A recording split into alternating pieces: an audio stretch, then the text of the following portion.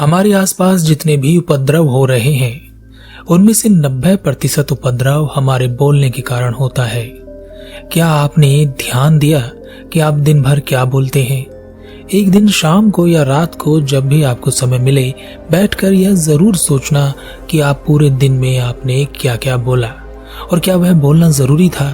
उसमें कितनी बात काम की थी और कितनी बेवजह की थी, और उन बातों का तो आप हिसाब ही नहीं लगा सकते जो बातें आप मन ही मन बोलते चले जाते हैं। जिंदगी भर आपकी सारी ऊर्जा बोलने में ही खर्च हो जाती है, फिर भी आपकी बोलने की कोई वैल्यू नहीं रहती, क्योंकि आपको पता ही नहीं है कि आप क्या बोले जा रहे हैं। व्यर्थ का बोलना आपके बोलने की प्रभाव शक्ति को कम कर देता है। कोई आपको क्यों सुनना चाहेगा? क्यों आपकी बातों की तरफ किसी का ध्यान आकर्षित होगा? एक युवक बहुत परेशान था। उसकी कोई सुनता ही नहीं था। उसकी बात की कोई वैल्यू नहीं थी। बाहर तो बाहर उसके घर वाले भी उसकी बात पर ज्यादा ध्यान नहीं देते थे। वह कहीं भी बोलने की कोशिश करता तो उसके आवाज दब कर रह जाती। कोई उसकी तरफ ध्यान नहीं देता। कुछ गिने चुने एक दो मित्र उसके थे जिनके साथ वह बोल पाता था, इसलिए वह कहीं भी जाने से हमेशा बचता रहता था। उसे हमेशा लगता कि जो वह जहां भी बोलेगा वहां उसकी बेइज्जती हो जाएगी। एक दिन एक विषय पर 5-6 लोग मिलकर बात कर रहे थे। वह युवक भी वहीं खड़ा हुआ था। वह जिस विषय पर बात कर रहे थे उस युवक को उसकी जानकारी थी। उसने बीच में कुछ बोलने का प्रयास किया, पर किसी ने उसकी तरफ ना देखा और ना उसकी बात पर कोई रिएक्शन दिया। इससे उसे बड़ी बेइज्जती महसूस हुई। वह घर वापस आ गया। वह बैठा हुआ ही था कि उसके द्वार पर एक दस्तक हुई। उसने बाहर देखा तो एक सन्यासी गुरु खड़े हुए थे। गुरु ने कहा, एक प्रश्न तुम मुझसे पूछ सकते हो, बदले में तुम जो चाहे मुझे दे सकते हो। युवक ने कहा, अच्छा तो यह बताएं कि मैं ऐसा किस प्रकार बोलूं कि सब मुझे सुने। जब मैं बोलूं तो सबका ध्यान केवल मेरी तरफ हो। गुरु ने कहा, कल मेरे आश्रम में आना, वहीं मैं तुम्हें इसका उत्तर दूंगा। युवक अगले दिन गुरु के आश्रम में पहुंच गया। गुरु का प्रवचन सुनने के लिए बहुत सारे लोगों की भीड़ वहां लगी हुई थी। गुरु ने उस युवक को अपने पास बुलाया और कहा, जाओ और लोगों के सामने मेरे आसन पर बैठ जाओ और उन्हें कोई ज्ञान की बात बताओ। युवक गुरु के आसन पर बैठ गया। लोग आपस में बात करने लगे कि यह कौन है, कहां से आकर गुरु के आसन को अशुद्ध कर रहा है। युवक ने अपनी बात कहनी शुरू की, पर कोई भी उसकी बात नहीं सुन रहा था। सब आपस में बात कर रहे थे, यह कौन है, इसे हटाओ यहां से। तभी गुरु वहां आए और गुरु ने सभी को संबोधित करते हुए कहा, यह युवक बहुत ही ज्ञानी युवक है। अगर आपने इस युवक की ज्ञान भरी बातें सुन ली तो आपके जीवन में चमत्कारी परिवर्तन होंगे। और इस युवक को ध्यान से सुने। सभी लोग शांत हो गए और ध्यान से युवक की ओर देखने लगे। युवक घबरा सा गया। उसे समझ नहीं आ रहा था कि वह क्या बोले। उसने धीरे से गुरु से कहा, आप ही बोले, मुझे इतना ज्ञान नहीं है गुरुदेव। गुरु ने वहां बैठे सभी लोगों से कहा, यह युवक अभी अपनी ज्ञान की बातें आपसे नहीं बताना चाहता, क्योंकि अभी सही समय नहीं आया है। अभी आज का प्रवचन मैं आपको देता हूँ। गुरु ने अपना प्रवचन लोगों को दिया। प्रवचन समाप्त होने के बाद सभी लोग वहां से चले गए। वह युवक भी गुरु से आज्ञा लेकर वहां से चला गया। लेकिन अब लोगों ने उस युवक को रोकना शुरू कर दिया था।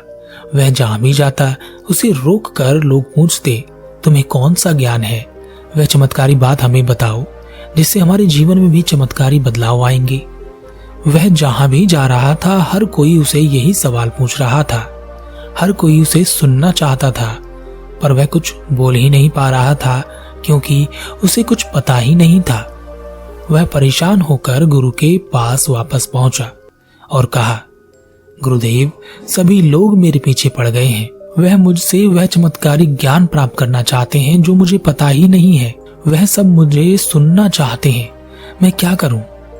गुरु ने कहा, क्या हुआ? यही तो तुम चाहते थे कि लोग तुम्हें सुने, तो अब तुम अपनी बात उन्हें सुना सकते हो। युवक ने कहा, नहीं गुरुदेव, मैं किसी को कुछ नहीं सुनाना चाहता। आप उन सब से कह दीजिए कि मेरे पास कोई चमत्कारी ज्ञान नहीं है। गुरु ने कहा, यह सबक जीवन में हमेशा याद रखना जो अब मैं तुम्हें बताने वाला हूँ। यह दुनिया हमेशा केवल उसी को सुनना चाहती है जिससे उसे फायदा दिखाई देता है। यह सब लोग तुम्हें इसलिए सुनना चाहते हैं कि उन्हें लगता है कि तुम्हारी बातें उनका जीवन सुधार सकती हैं। यह सभी लोग मुझे भी इसलिए ही सुनते हैं कि उन्हें लगता है कि मेरी बातों से उनके जीवन में परिवर्तन आएगा। अगर उन्हें ऐसा ना लगे तो उनमें से कोई भी मेरी बात नहीं सुनेगा। इसलिए हमें इस स्तर तक उठना होता है कि लोगों को हमसे कुछ ना कुछ लालच बना रहे। उनका लालच होगा तभी वह तुम्हारा कुछ सुन पाएंगे। जब तुम कुछ नहीं हो तो कुछ मत बोलो। चुप रहकर अपनी सफलता को प्राप्त करने की कोशिश करते रहो। अपने आप को ऐसा बनाने की कोशिश करते रहो कि लोगों का ध्यान खुद तुम्हारी ओर आकर्षित हो। उससे पहले कभी अपनी चीजों को लोगों को मत बताओ। तुम्हारी कोई नहीं सुनेगा। अजनबी तो दूर, तुम्हारे मित्र, तुम्हारे रिश्तेदार, यहाँ तक कि तुम्हारे घर वाले भी तुम्हारी नहीं सुनेंगे। इसलिए चुप रहो और इसकी फिक्र मत करो कि कोई क्या कहता है। कोई तुम पर ध्यान देता है या नहीं, कोई तुम्हें सुनता है या नहीं।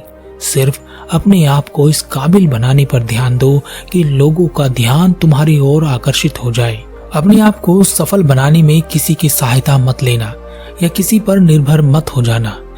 तब लोग तुमसे पूछेंगे, तुम्हें सुनना चाहेंगे, लेकिन तुम्हारे पास सुनाने के लिए या बताने के लिए कुछ भी नहीं होगा।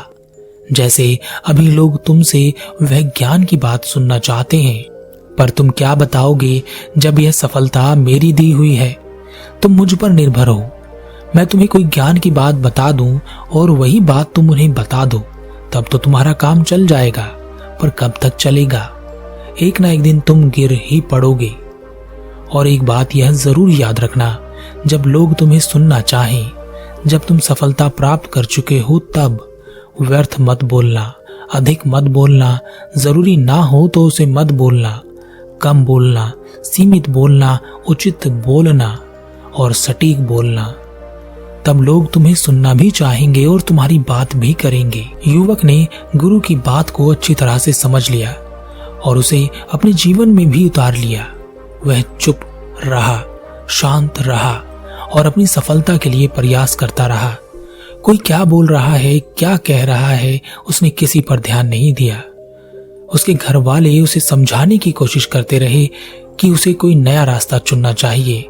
वह जिस रास्ते पर चल रहा है, जिस मंजिल की ओर बढ़ रहा है, वह वहां बर्बाद हो जाएगा।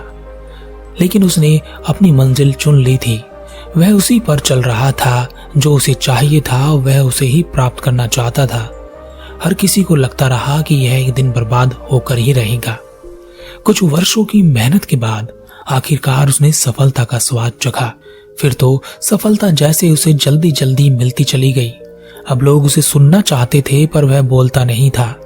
वह वही बोलता था या वही बोलता था जहां जरूरत हो। उसे कोई हड़बड़ी नहीं थी कि उसे कोई सुने। एक दिन वह गुरु के पास वापस पहुंचा। उस समय गुरु अपना प्रवचन देने के लिए सभा में उपस्थित ही हुए थे। उस युवक को देखकर गुरु ने उसे अपने पास बुलाया और उससे कहा, कहो कि आज तुम अपना ज्ञान देना चाहते हो या नहीं। युवक ने कहा, हाँ, आज मेरे पास बताने के लिए कुछ है। गुरु ने सभी को संबोधित करते हुए कहा, आज यह युवक आपको कुछ बताना चाहता है। इसका ज्ञान आपका जीवन परिवर्तन कर सकता है। वह सभी लोग पहले से ही उस युवक को सुनना चाहते थे, तो सब एकदम से शांत हो गए। युवक ने कहा,